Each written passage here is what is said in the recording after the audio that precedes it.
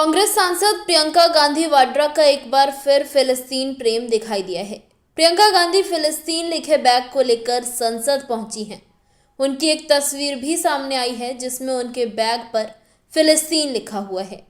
इस बैग के जरिए एक बार फिर प्रियंका गांधी फिलिस्तीन के समर्थन में नजर आई हैं और उन्होंने सीधा मैसेज दे दिया है। आपको बता दें, ऐसा पहली बार नहीं है जब प्रियंका गांधी ने फिलिस्तीन का समर्थन किया है। हाल ही में भारत में आए फिलिस्तीन के राजदूत अबू जजर से उन्होंने मुलाकात की थी। फिलिस्तीनी राजदूत ने प्रियंका गांधी को वायनाड लोकसभा चुनाव में जीत की बधाई दी थी। इस मुलाकात में प्रियंका गांधी ने फिलिस्तीन के साथ अपना समर्थन साफ तौर पर झलकाया था। उन्होंने आज़ादी हासिल करने के लिए फिलिस्तीनी लोगों के संघर्ष के लिए अपने समर्थन की बात कही।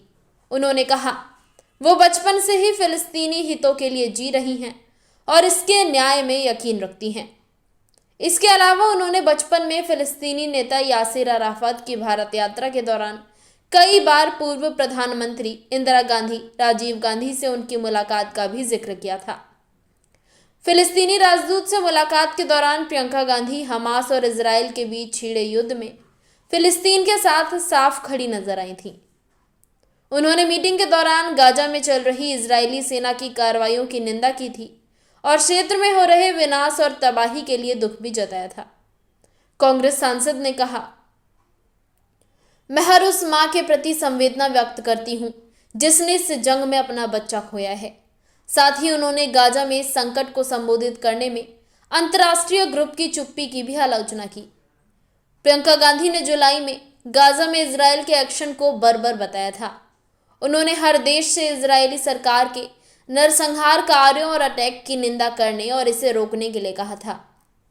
आपको बता दें, इस साल अक्टूबर में हमास और इजराइल के बीच शुरू हुई जंग को एक साल पूरा होने पर प्रियंका गांधी ने इजराइल पर निशाना साधा था।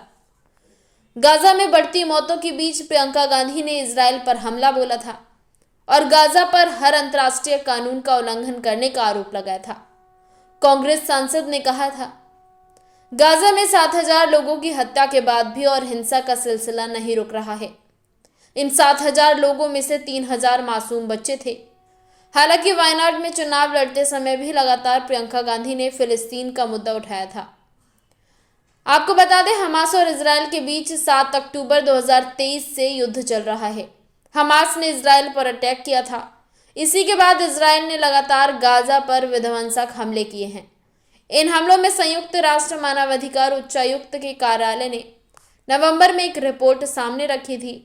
रिपोर्ट के मुताबिक गाजा में इजराइल के युद्ध के पहले 6 महीने के दौरान कथित तौर पर 34,500 से अधिक लोग मारे गए।